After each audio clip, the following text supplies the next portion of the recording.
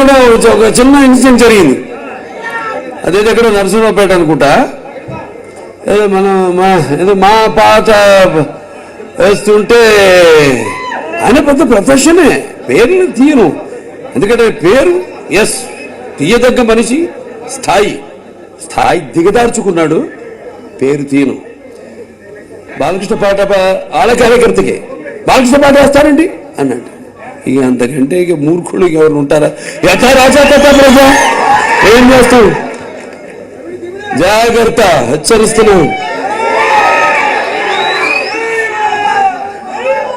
మీ పరిధిలో మీరు ఉండండి. ఏది మేము అనుకోట్లా. ఇప్పుడు సినిమా అందరు చూస్తారని, భాష కానీ ఏదైనా అన్ని పార్టీల వాళ్ళు, అన్ని సినిమా కులాల వాళ్ళు అందరూ చూస్తున్నారని నా సినిమాలు కాదు, మా అందరి సినిమా బాగుంటే చూస్తారా? సినిమా బాగుంటే ఎందుకు చూస్తారు మీరు? సో ఏదో జరిగింది, జాగ్రత్తను హెచ్చరిస్తున్నాను. ఏంటి ఫ్యాన్స్, ఎమ్మెల్యే ఇంకా ఒక చిటికేస్తే చాలు, జాగ్రత్తగా ఉండు. పెద్ద చదివి ప్రజాసేవ చేస్తున్నాను, చేసుకో. ఒకసారి నేను మూడో కన్ను తెరిచాను, జాగ్రత్త. అంటే మాట్లాడి జరిగిన దానికి ఓకే, పొలిటీషియన్గా 2 మందికి వేస్తా రెడీ. అంతేగాని మళ్ళీ సినిమా విషయాల్లోకి వచ్చి బాలకృష్ణ పాట ఇంత నీచం దిగజారిపోయి ఇటువంటి తేవడానికి అది అయ్యేది కాదు. కానీ అటువంటిది మళ్ళీ పునరావృతం కాకుండా చూసుకోండి, జాగ్రత్తను హెచ్చరిస్తూ. అందరికీ జైభీం. నేను Rajesh Mahasen. Welcome to Mahasen media. మన ముందుకి ఆయన పెర్ఫార్మెన్స్తో మనల్ని అందరినీ అలరించడానికి మంత్రి మేరుగు నాగార్జున గారు కూడా వచ్చారు. మరి ఇప్పుడు ఆయన మంత్రి ఉందో మంత్రి పదవి పీకేశారో మనకు తెలియదు. ఎందుకంటే వైసీపీ పార్టీలో ఎవడు ఏ మంత్రిత్వ శాఖలో ఉంటాడో, ఎవడు మంత్రిత్వం పోతుందో, ఎవడు మంత్రి పోతాడో, లేకపోతే ఎవడు ఎక్కడ ఉంటాడో, ఎవడు ఏం చేస్తాడో ఎవరికీ తెలియదు.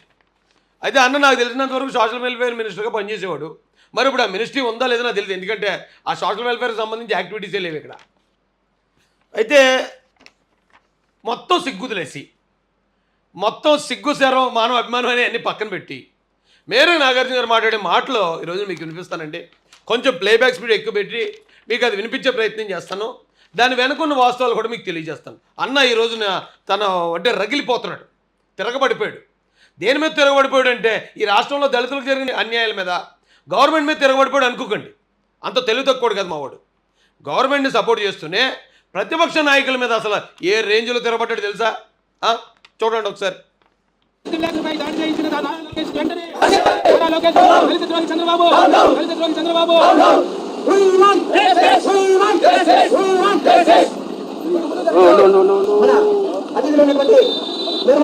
రెండు విషయాల మీద ఈ నిరసన కార్యక్రమం, ఈ జ్ఞానోదయం కలగాలనే కార్యక్రమం ఏర్పాటు చేయటం.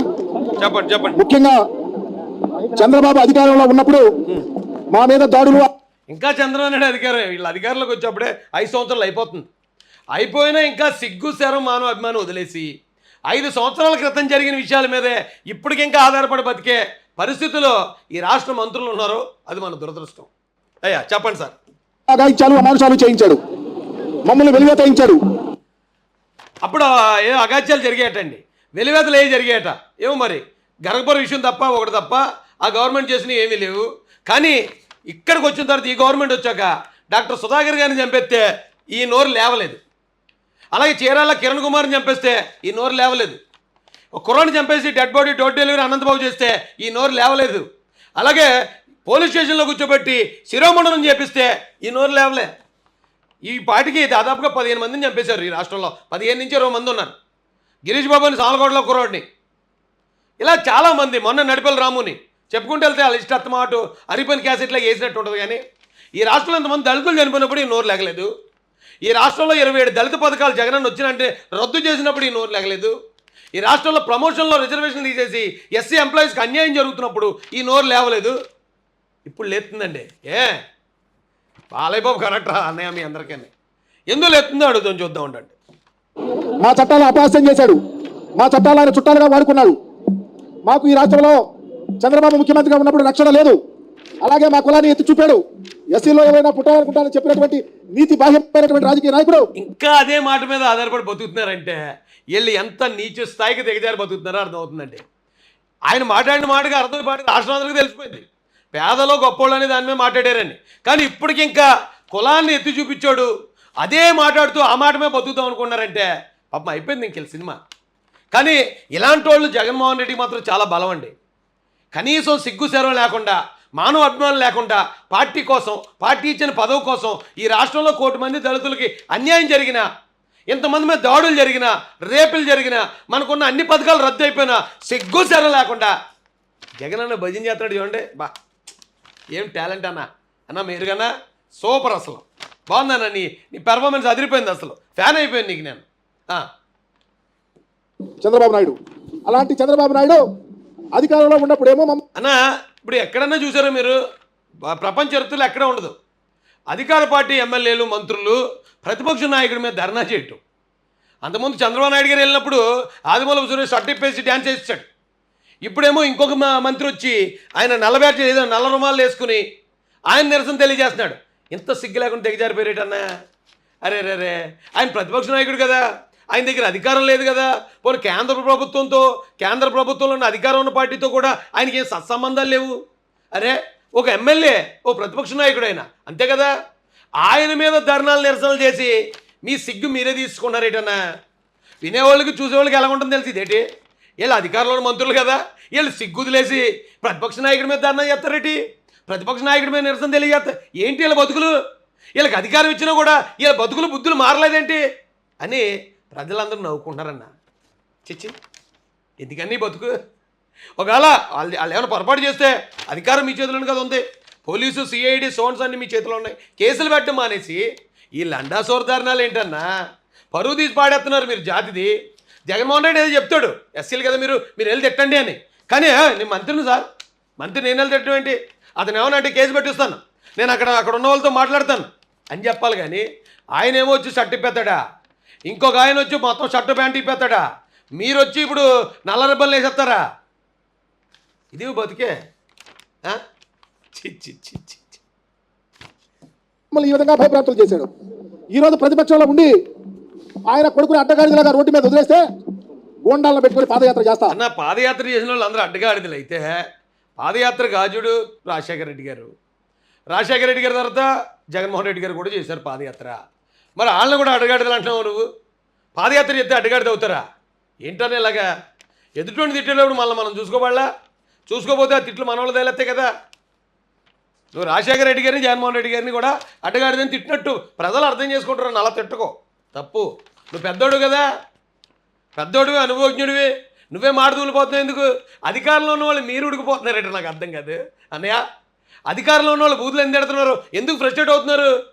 ప్రతిపక్షాలు చేయాలి ఎన్నిని. వాళ్ళేమో నవ్వుకుంటూ ప్రజలకు మేలు చేసుకుంటూ వాళ్ళు తిరుగుతుంటే అధికారంలో ఉండి 7 మోకాలు వేసుకుని మీరేటన్నది ఏటి బతుకు. నా పేద దళిత రిపోర్టర్ని పట్టుకొని కొట్టి ఏం కొట్టుండ్రు వాళ్ళు నిజంగా కొడితే కేసు పెడుతురు కదా. అధికారం మీ చేతుల్లో ఎల్ చేతుల్లోనే కదండి ఉంది. ఎవరైనా ఎక్కడైనా ఎవరి మీద దాడి చేస్తే కేసు పెడతారు. కానీ వెళ్ళేటి ధర్నా చేస్తారేంటి, వెళ్ళేటి వీడియోలు పెడతారేంటి, వెళ్ళేటి వీడియోలు పెట్టి యూట్యూబ్ ఛానల్స్లో వైరల్ చేసుకుంటారు. ఇదేం బతుకయా వైసీపీ వాళ్ళది. ఇంత నీచ స్థాయికి దిగజారిపోయారు మీరు. ఎవరైనా పట్టు కొట్టారా, ఆ సాక్షి టీవీ లేకని కొట్టారనుకో కొట్టినోడు ఎవడో చూసి కేసు పెట్టండి. అంతేగాని ఆ సాక్షి విలేకరికి ఒక కులాన్ని ఆపాదించి ఆ కులాన్ని మళ్ళీ ఎస్సీ కులానికి అంటగట్టి వాళ్ళ మీద ఎస్సీ ఎస్టీ కేసు పెట్టాలంటున్నాడు. ఎస్సీ ఎస్టీ కేసుని దుర్వినియోగం చేసిన వాళ్ళు ఈ భారతదేశంలోనే ప్రప్రథమ స్థానంలో వైసీపీ వాళ్ళు ఉంటారు. ప్రతిదానికి ఎస్సీ ఎస్టీయే. ఇప్పుడు నేను ఏదైనా ఒక్క మాట దూలితే ఈయన మీద నా మీద కూడా ఎస్సీ ఎస్టీ పెడతారు.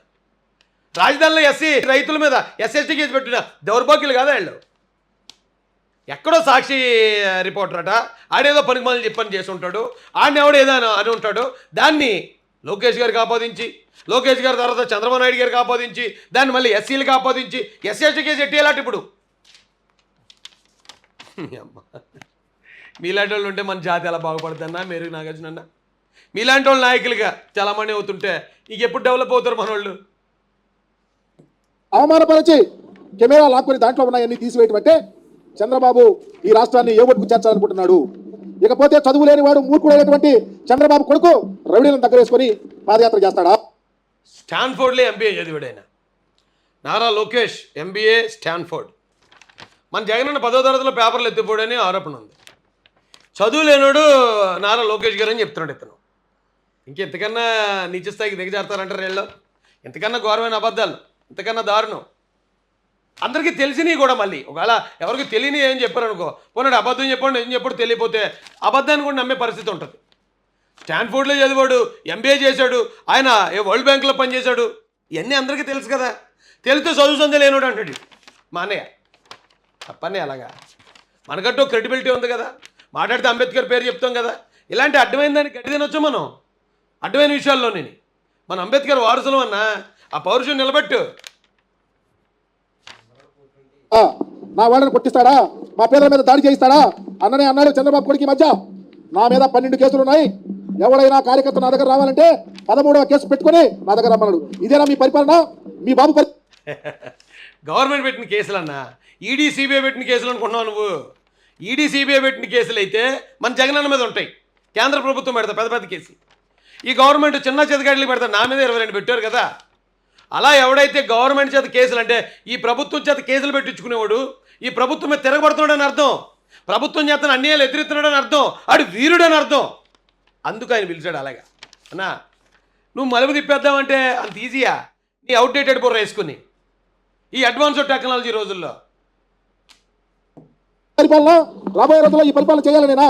అందుకని మా దళిత రిపోర్టర్ల మీద దాడి చేయించినటువంటి చంద్రబాబు కొడుకు మీద SC ST కేసు పెట్టాలా? వాళ్ళని అరెస్ట్. నీకు సిగ్గుందని అసలు కనీసం ఆవగించేంత సిగ్గుందా నీకు? ఎస్సీల మీద ఎంతమంది మీద దాడులు జరిగినప్పుడు రాలేను నువ్వు, ఎన్ని మటలు జరిగినప్పుడు రాలేను నువ్వు, మన పథకాలు ఇన్ని రద్దు అయిపోయినప్పుడు రాలేను నువ్వు. అన్నిటికన్నా మించి విదేశీ విజయకి అంబేద్కర్ పేరు తీసేసి 38 కేసులు ఉండి who is the 420 CM in India అని కొడితే మొట్టమొదట గూగుల్ చూపించే మొదటి పేరు జగన్మోహన్ రెడ్డి గారికి. అంబేద్కర్ పేరు తీసి పేరు పెట్టుకుంటే నోరు పెగలని నువ్వు. చిచ్చి, అది ఓ బతికేనా? పోనీ సరే ఆడలేదు నోరు పెగలలేదు, సరే ఏదో పిరికోళ్ళు భయపడుతున్నారు అనుకుంటాం. కానీ ఈ పెర్ఫార్మెన్స్ ఏంటనే దీనికి వచ్చేస్తున్న ప్రతిపక్ష నాయకుల మీద మాట్లాడడానికి SC ST కేసు ఎట్టేస్తావా? అబ్బా ఈ ప్రభుత్వం ఎప్పుడు అధికారం ఎప్పుడు మీ దగ్గర ఉంటుందా? అధికారం మీ దగ్గర ఉన్నప్పుడే రోడ్లు ఎక్కేసి రోడ్ల మీద పడి దొరిలే బతుకులు మీ. ఈ అధికారం మారితే మీ బతుకులు ఎలాగుంటే ఆలోచించండి. మీరు చేసిన మీ పార్టీ చేసిన ఏదో పనులకి అధికారంలో నుండి ఏమన్నా రోడ్డు ఎక్కి ధర్నాలు నిరసనలో ఇలా నల్లబనీలా ఎటయ్యి రెప్పల్లో ఇదేం దరిద్రం అన్నా? ఏమచ్చా సిగ్గేస్తున్నాను నాకు. చేయాలా? ప్రజలకు తెలియపరచాలా? ఇలాంటి దాడులు చేయటం వాడికి చంద్రబాబుకి ఆడి కొడుక్కి తగదని కూడా చెప్పాలా?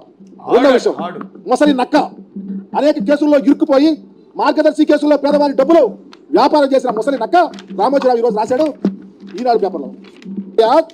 జగనన్న ఇది కరెక్ట్ కాదండి. ఇది ఎస్సీలని మీరు ఎలా ఉపయోగించుకోవటం, మీ సొంత పగ ప్రతీకారాలు తీర్చుకోవడానికి, మీ మీద మీరు చేసే ప్రతి అడ్డమైన పని, ప్రతి పనికిమాలిన పని మార్గదర్శి ఈనాడు పేపర్ నుంచి ఆయన బయట పెడుతున్నాడని ఆయన సంస్థ మీద కేసులు పెట్టించి మళ్ళీ ఇలాంటి ఎస్సీలను అమాయకులను ఉపయోగించుకుని ఏది పడితే ఏదో చిన్న ప్రలోభం చూపిస్తే ఆ ప్రలోభానికి ప్రోకులాడే ఇలాంటి కొందరిని చూసి కొందరిని అడ్డు పెట్టుకుని ఇలాంటివి చేయడం సిగ్గు అనిపించట్లేదన్న? ఎస్సీలను అడ్డు పెట్టుకుని బతుకు నాకు ఆడవాళ్ళని అడ్డు పెట్టుకుని బతుకుతారు, ఎస్సీలను అడ్డు పెట్టుకుని బతుకుతారు, శవాలను అడ్డు పెట్టుకుని బతుకుతారు. ఇదేమి రాజకీయం అన్న? నాకు అర్థం కాదు. ఇదేమి రాజకీయం? చిచ్చి, అభివృద్ధి చేయండి. మీరు చేసిన అభివృద్ధి చూపించండి. ప్రజలకు ఏం చేస్తారో చెప్పండి. అది వదిలేసి ఈ మంత్రులతోటేమో ధర్నాలు చేస్తావు, ఇంకో మంత్రులు వచ్చేసేమో బట్టలు ఇప్పేస్తారు, ఇంకో మంత్రులు వచ్చేసి షర్ట్ ఇప్పి డ్యాన్స్ చేస్తూ ఉంటారు. ఇదేం బతికిది? నువ్వేమో అసలు మనుషుల్లోనే కనపడవు. నువ్వు ఎక్కడ ఉంటావు ఎవరికి తెలీదు.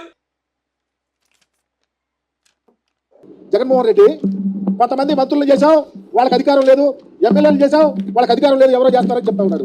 నేను అడుగు ఇతనికి అధికారం ఇవ్వలేదని రామోజీరావు గారు మాట్లాడితే ఇతని గురించి మాకు అధికారం అక్కర్లేదు, మాకు జీతం చాలు, మేము ఎమ్మెల్యేలు మంత్రులం కాదు, మేము జీతగాళ్ళం మాత్రమే, మేము పనివాళ్ళు మాత్రం, మాకు అధికారం ఎందుకు, మాకు అధికారం ఇవ్వలేదని మాట్లాడడానికి నువ్వెవరు, నీకే హక్కు ఉంది అసలు అని వీళ్ళ తరపున మాట్లాడుతున్న రామోజీరావు గారు ముసలి నక్కంట మా అన్నకి.